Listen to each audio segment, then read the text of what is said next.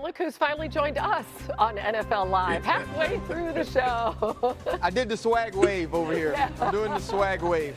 Yeah, RC. Thank you, RC. Thank you, man. Thank RC and Mina carried the show. I just want you to know. And now that you're finally at LSU, weigh in. Just blame it on me, Hannah. Blame it on me. I'm not the type to snitch. Just blame it on me. No, we're just teasing you. I'm confident it was someone else's fault. Absolutely confident. But we do want to get your thoughts on last night, what you saw from the Packers. Yeah, what I loved so much was that they still featured Josh Jacobs, even with the numbers that Jordan Love and these wide receivers were able to put up. And you would think that throughout the course of this game that they found something against the Washington Commanders, and they would have stuck with trying to push the ball downfield. But Josh Jacobs and a heavy dosage of him, I think, helped this entirety of this offense. But it talks about balance. I still like that Matt LaFleur likes to run the football even when having success in the pass game, because if you watch that game, you start to wear on people as it goes along. And Josh Jacobs is that battering ram, that offensive line start leaning. In turn, you get people to start walking up near the line of scrimmage, and then Jordan Love is finding wide receivers wide open. So it was an element. Y'all know I love the run game, and I know Jordan Love put up 290. But I still love the fact that there was 20-plus rushes out of the backfield for Josh Jacobs. Micah Parsons continues to impact that defense. What do you think about the chance of thank you, Jerry? Yeah, it makes me god-awful sick, Hannah.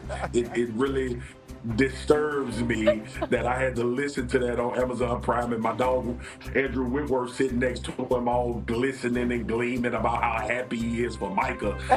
I'm happy for Micah too. I'm just not happy for my franchise getting rid of him. But anyway, if I was the Green Bay Packers fans, I would say thank you, Jerry, because he is absolutely wrecking football games.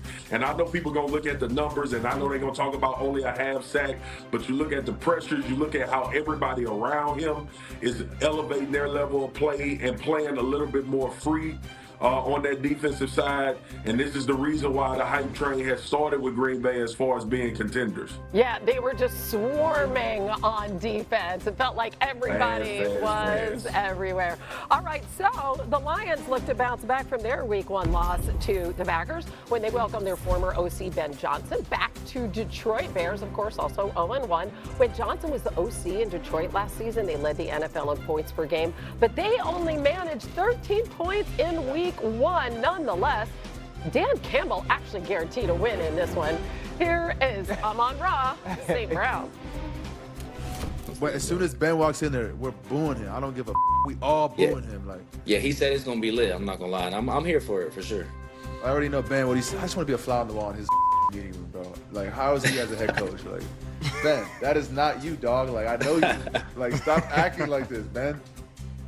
If there's one thing the Lions did better than anybody else with Ben Johnson at OC, that was bouncing back since Week 9 of 2022. They won 10 straight games following a loss. They've scored twice as many points per game as their opponents. But, hey, really, that doesn't matter at all, because on Sunday, Ben Johnson is on the other sideline. John Morton's debut as OC did not go well. They lost so many coaches on really both sides of the ball, not just the coordinators, but other coaches. RC, did we underestimate the impact of that? No, I believe we did, because we kind of attribute that entire culture to Dan Campbell and the way he's able to communicate his message. But what we don't think about is the fact that Dan Campbell talks to the team in the morning, and for the rest of the time, you're with your units. And we looked at the X's and O's of losing Ben Johnson and Aaron Glenn, and not the fact that now seeing these men as head coaches, they understand accountability, they understand effort, they understand the ability to galvanize a locker room. And when you can disseminate that message throughout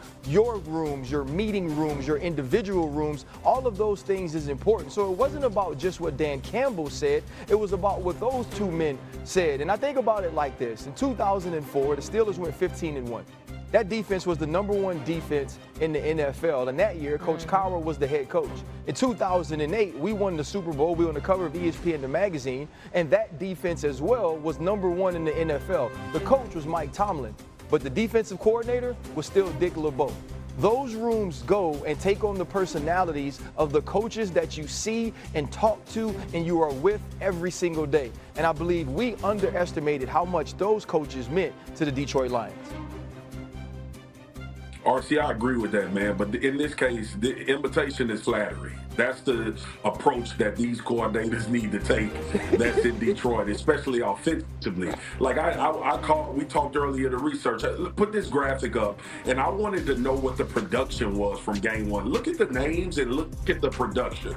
Look at Jared Goff, TD, interception, 4 sacks. We raved about this offensive line. But more importantly, 19 touches for Jahmyr Gibbs, that's not all runs. 50 scrimmage yards for one of the most explosive players in the league, and you go down this list. We just saw Amara on his podcast talking about it. This is an explosive offense, and what I wanted to show people is the personnel hasn't changed. So what the hell else do we have to point to? We talk about putting this team, like coaches' jobs is to put their team in the best position to be successful. And I get it that we raving and crazy about the Green Bay Packers. That defense ain't that damn good for this sort of lack of production. There has to be something schematically that you imitate or emulate from what me and Johnson did last year in order to get what you wanted to get out of these players. And I know what the next thing is. It ain't that simple. It ain't that easy. You don't have a feel for it. Me, you, and Mina got programs where we got all the film from every game the Detroit Lions played last year. They need to go back through it and figure out some of those successful plays that they had and try to get some of the production. Because those are really good players that weren't able to impact the game. Hey, Swag, they can see him too. Shoot, we get them from them. We get them from them. Okay, so Marcus, you're not wrong. Skill players didn't change, but the interior of that offensive line did change. And I'm not exonerating John Morton here, but I thought that was a big factor week one. Interior pressure, not getting pushed on the inside in that inside zone rushing attack. So either they need to improve, and I think this is going to be diminished or lesser competition this week than it was against Green Bay, or Morton has to find a way to call the game around that, because you can't just hit copy paste if the offensive line isn't playing like they did last year. And I think though too, you saw the physicality be different last week though, Mina. When you watch the Detroit Lions for the last few years under Ben Johnson, the physicality and the way that they were able to play on the other side of the line of scrimmage was evident each and every week, where we saw the Green Bay Packers consistently in their backfield. All right, we're going to pop our picks One thing. Yeah. What's Swagu? Yes. Yo, you know what surprised me? When they let Dan Skipper go, because remember Dan Skipper was the extra offensive lineman that they would use a lot in this run game. Get back to some of that heavy personnel stuff as well and try to help this offensive line. See, Swagu was a little late, so he's like, got to get his extra thought in, right? He's got to come in. There's a lot to catch up on. If you look at our picks, I'm going Bears because I think it's going to be a close game, and I don't want to jinx the Lions. That's all I'm saying. Okay. Yeah, I don't hate that. Okay. I don't hate that at all. I thought about it. Is you're about the team. Yes, I'm You're about about us. Our team. You're about the team. All right. No, you could be right. I could 100% be. right. Thank you, Mina. Love you. All right, DK Metcalf. He's going to face his former team, the Seahawks. First time in Pittsburgh's season opener since being traded in March. Two-time Pro Bowler, 6 seasons with the Hawks, 48 touchdowns, ranking 4th in franchise history. Of course, he called it just another football game. We know better. He ranks top 10 in franchise history in touchdowns, yards, catches. Overall, one of the best, most proven touchdown catchers in all of the NFL, and he was with Seattle, ranking top 5 in receiving touchdowns. All right, and this is new on NFL Live. Our Hawks reporter, Brady Henderson, reports that they have listed a corner, Devin Witherspoon, as doubtful. Devin Witherspoon, doubtful. Oh, no. And, oh, my gosh, also their safety. Nick Emenwari is out for Sunday's game against the Steelers. And Mina, I don't know what this means. But She looks stressed out. That's as what we it look is. for our picks Mina looks for this stressed game, out. Mina, of course. Somebody else getting it other than the Cowboys. Throw the Yeah, picks, I'm and not I'll mad at explain my thinking. You know who Mina has winning this one. All right, Okay, Mina, the floor is yours. This was before I saw Interior Devin line. Witherspoon wasn't playing, to be clear. But I will say this was my thinking with this pick. Rodgers basically won last week with quick game.